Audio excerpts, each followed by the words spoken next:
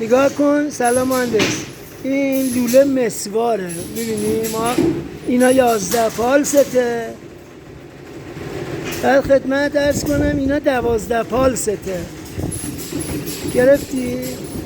اینا همه مسواره، میره توی کوره رنگ ایناشون میسوزه. وقتی حرارت میخوره اینجا که رنگ نمیخوره تو حرارت میسوزه، اینجوری میشه.